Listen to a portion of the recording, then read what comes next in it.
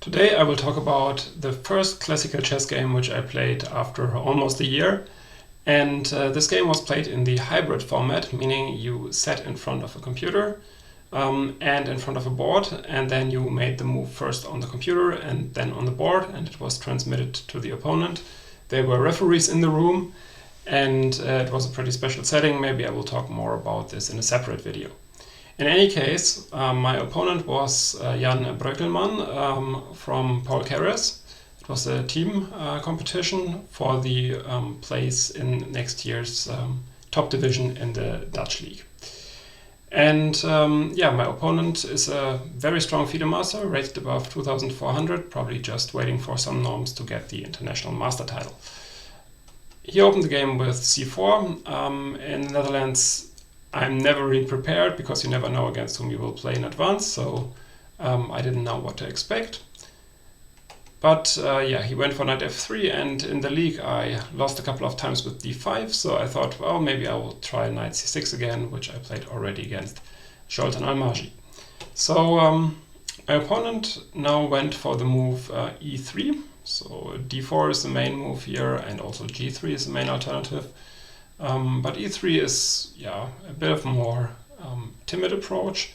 I can go for e6 and then we will get a very symmetrical position, but I wanted to mix things up a little bit and decided to go for the move g6.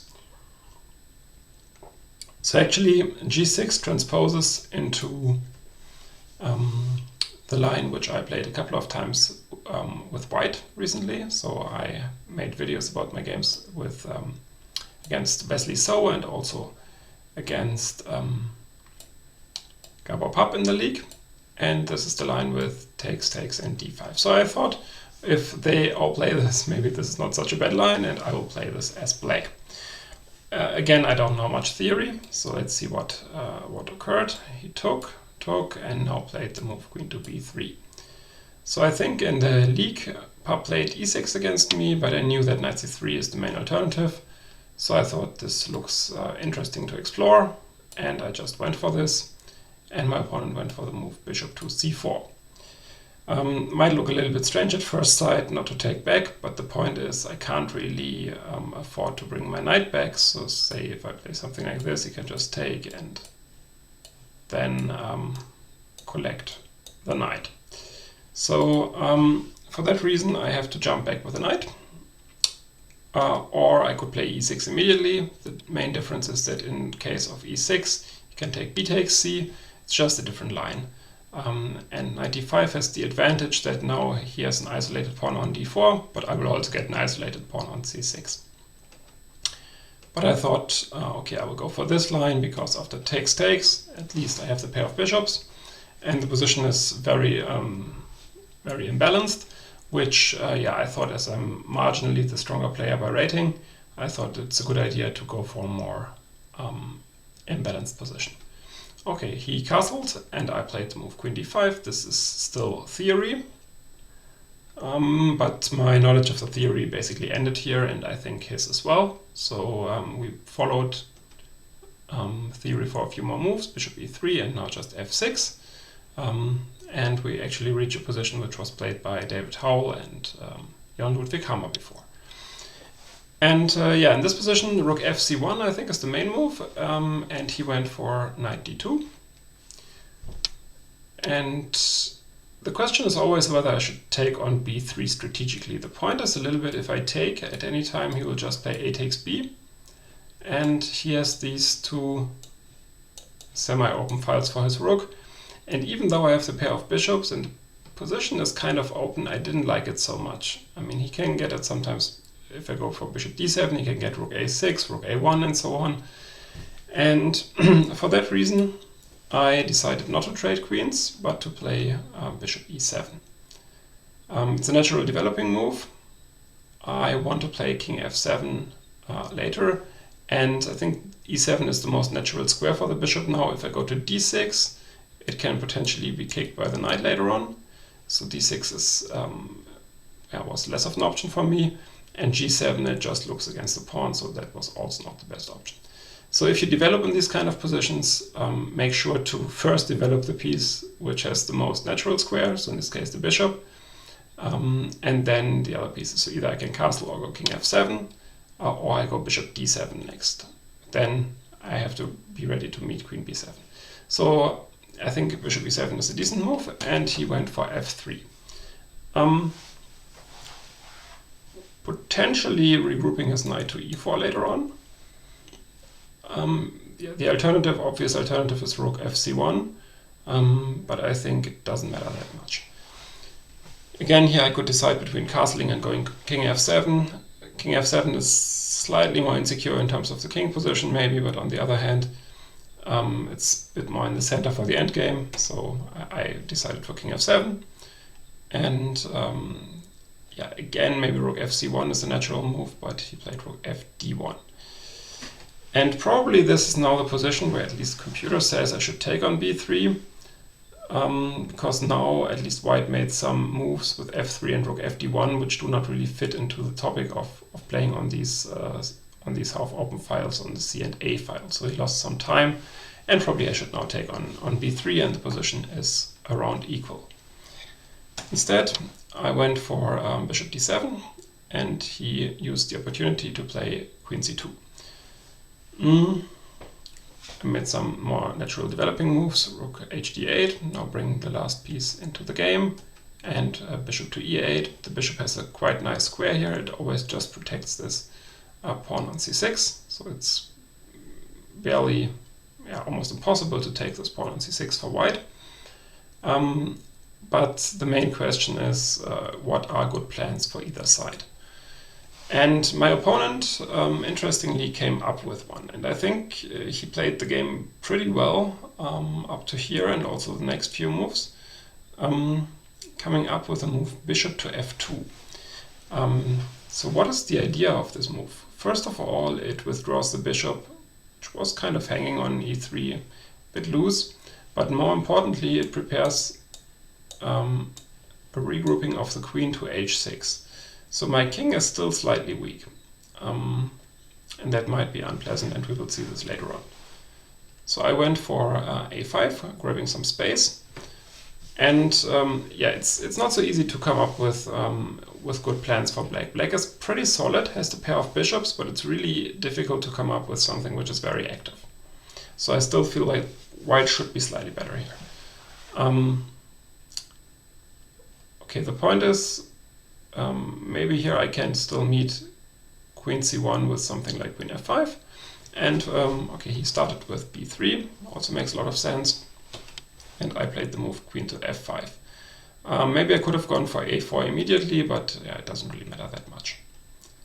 So now he comes up with a very interesting move. So I was mainly expecting queen c1, and then maybe even g5 is a good option for black. So he comes up with a very funny way of preventing this. He plays the move h4. It looks very strange, but it will be a nuisance for me in many lines. In particular in lines where the queen appears on h6. First of all, there might be some h5 shenanigans, and we will also see some other motives later. So it was a little bit unpleasant, especially because I don't have a clear plan here. So at this point, I should probably just keep quiet and wait, but instead I went for a more direct approach, going for the move a4. He took, and I played queen a5.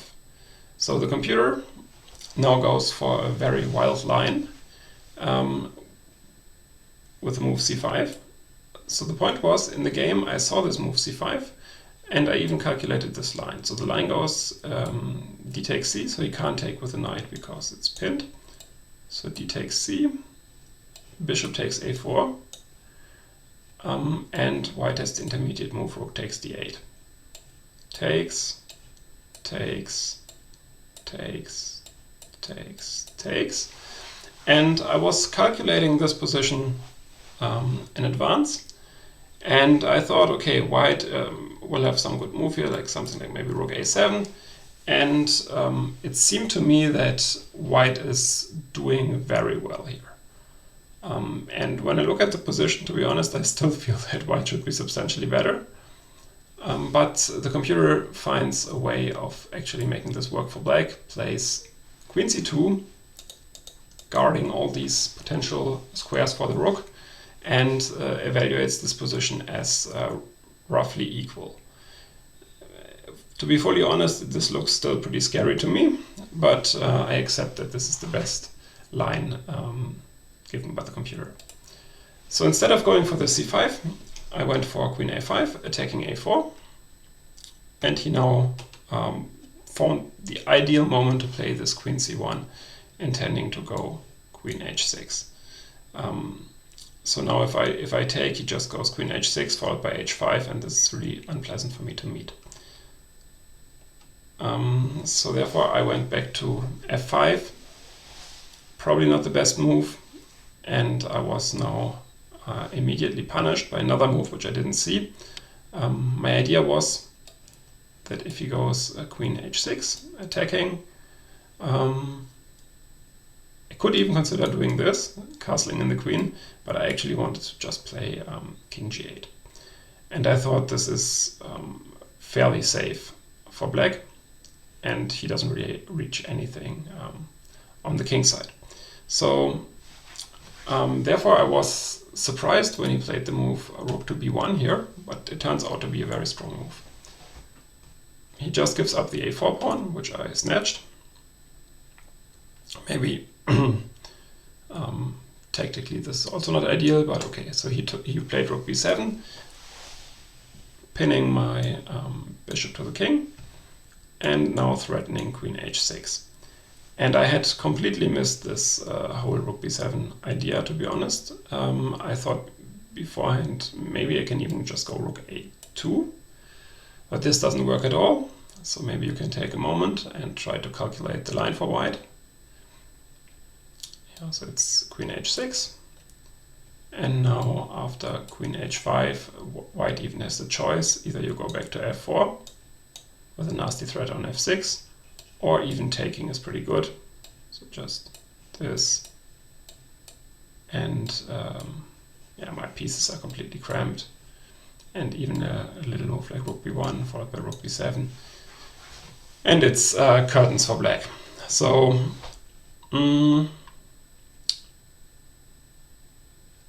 yeah, for that reason I didn't go for this line, but instead I went for rook d7. But in advance, when I played this rook takes a4, I had missed that queen takes c6 actually works. The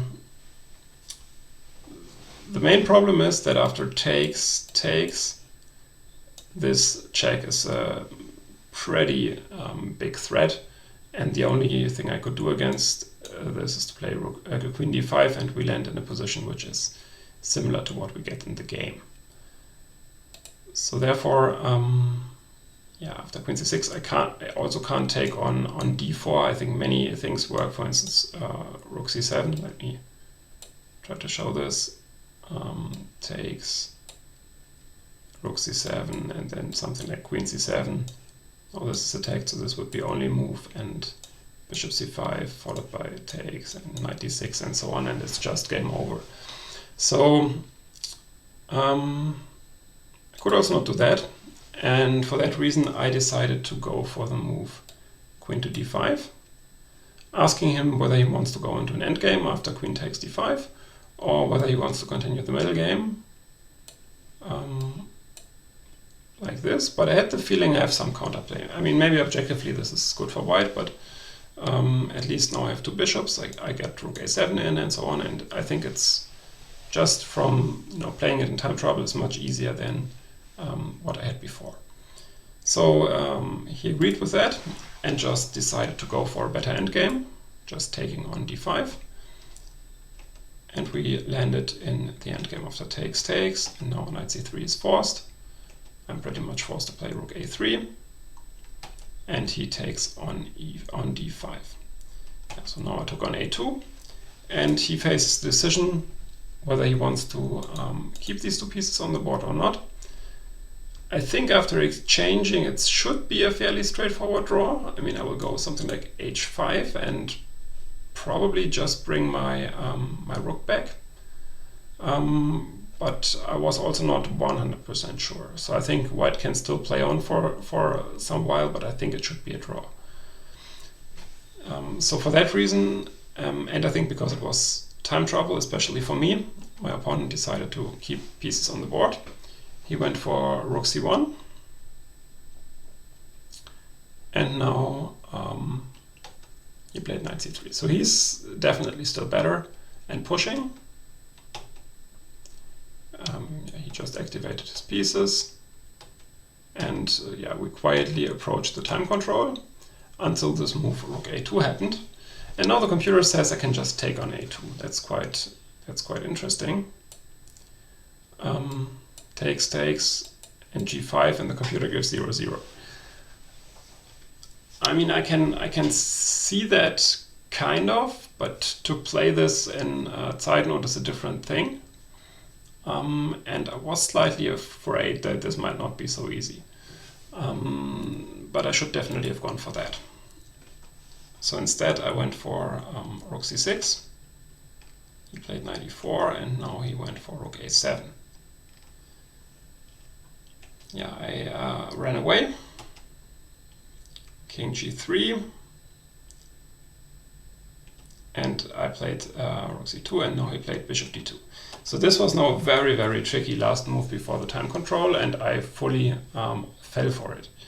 So bishop d2 looks extremely unnatural, and for that reason I now fell into his trap and played the move bishop to d5, which immediately loses the game. Instead, I saw that f5 doesn't work, so f5 seems to win a piece, but he just has bishop g5.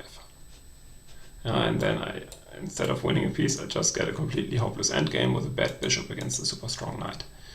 And being a pawn down on top, you can just collect and it's game over.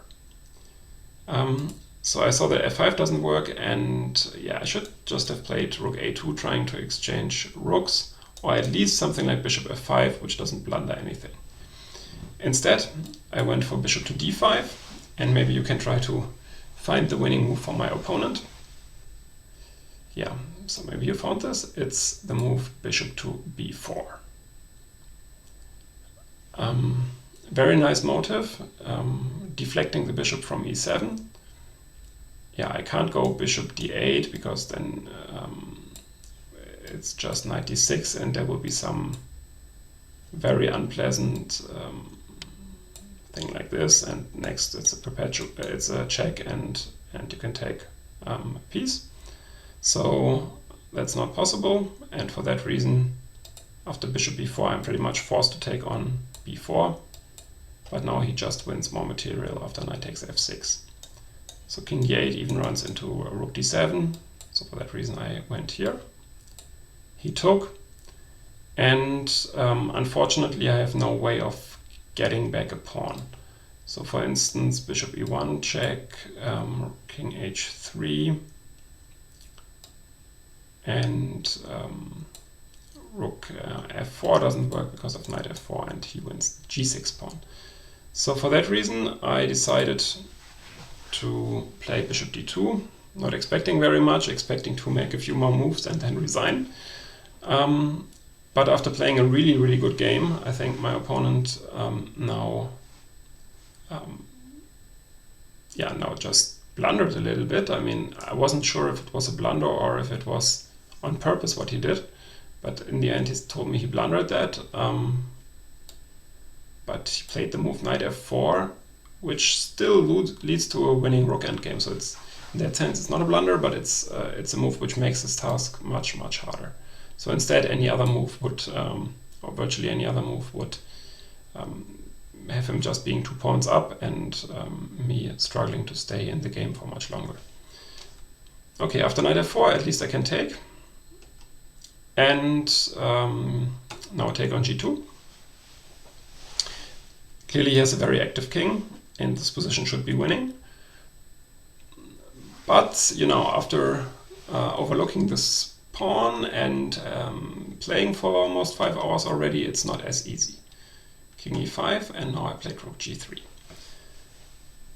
So this is probably the first position where he had a relatively clean win by playing f4. And so one potential line could be this one, rook g4, now d5, takes, d6, rook h1, and now very nice move, the move f5, building a shelter for the king, takes, and just check and d7. So the point is now the king can go behind the pawn, whereas with the pawn on f4 this would not have been possible, and I could just give a check in this position and continue to give a check. So here now the move f5 has liberated the f4 square, or even the f5 square for that matter, and after king f4 the king just runs back, and eventually white will promote and have an easily winning endgame. But again, so this line was not super easy to see. Instead, he went for the move rook a3. It's a bit passive, but it also looks quite good. Protecting f3, and now of course threatening to just push the pawn. My problem is that I can't really go for the move g5, which might look natural, because after g5 he can just take. And the point is that after takes, king f6 followed by rook a8 mate is winning.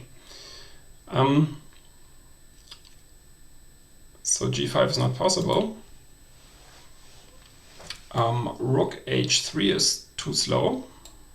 We see a similar line as before, takes, d6, and now we don't even need this maneuver because the square on f4 is not blocked and white is just winning. So I also can't do that. So basically the only option I have left is to go for king f7. And yeah, I played this. I think this was the most tenacious defense, forcing him to really find a nice win. So he went for d5, kind of obvious, trying to push the pawn further. And yeah, rook h3 is again too slow because of d6. So I have to go for g5. And if he plays h takes g, then, I mean, at least I have decent drawing chances. I'm not exactly sure if this is drawn, but I think I have decent drawing chances here, pushing the pawn. So I think this was clear to him, and he really didn't want to play h takes g. What he played in the game is actually much worse than h takes g. He played the move d6, which we will analyze a bit later. But the line which I thought was winning for him is also not winning for him. So it's quite a complex position. Namely, I was thinking he could win by playing rook a7 check, king g6, and now just the move d6. With the point being that after rook takes f3, d7. My problem is that rook d3 runs into rook a6, rook d6, and rook e3 runs into a similar story, rook a6 and rook d6 again, same motive, and this is unstoppable. And I saw that and I thought this was would be winning for him. But actually after d7 I have this crazy move, rook f5 check. If the king goes back, I can at some point go to f8. And if the king runs forward, I'm in time. So let's consider some line like this one. Let's say king runs. But now I'm already in time, so the table base says rook takes d7 is a draw, probably rook f8 is also a draw. Already in time with g takes h, and I will be in time to get a draw. So also this line was not winning. So what was winning is really counterintuitive, let's say. Rook a7 and now Rook a8. So basically with the same idea that we saw before. But now he just improved the position of his rook in some of these lines. Let's say g8 and now just g6. And it turns out that this rook endgame is... Okay, I don't even know if he needs this, but this rook endgame is of course very easily winning.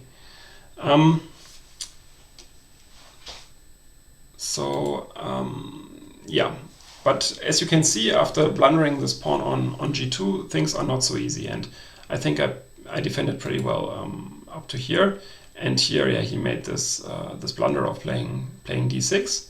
I think he was only calculating that my only path for the king would be g6, the square that was just vacated, but did not see that I also have now the path back to e8 and the rook which can come back to g6.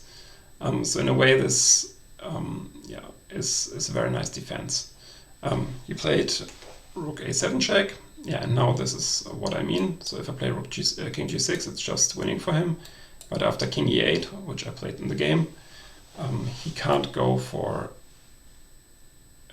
king e6 because now I have rook g6 check suddenly, and I get the well-known Philidor position. So for that reason, he went for rook e7 check, but anyway the game is now a draw. And now just basically made a draw with rook h7. A funny try would have been f4, when I can't go takes here. Rook d3 is just a simple draw. He has to go back and I go back. But the fun line is of course this one, where I get mated. And checkmate. Okay. So he could have tried f4, but I actually calculated it already and I was ready to go for rook e3, rook d3. But instead he went for rook h7 and immediately allowed the game to peter out to a draw. Well, I think it was a very exciting game. My opponent played really well in the middle game. Played very interesting setup after the opening. Went for this h4, I mean, very impressive move. But then later on in the game, maybe missed a kill around the time control. And then in the end game, I blundered again at the last move of the time control, and he should have won the resulting endgame fairly easily. But after more adventures, the game led to a draw. So in 3 weeks, some remaining games from this match will be played, and then we know if our team Zuid-Limburg will make it to the first Dutch league again or not. Well, thanks a lot for watching this video. I hope you liked it, and see you soon. When you have stress, play chess. When you fall on your ass, play chess for a real deal, for Christian Seel.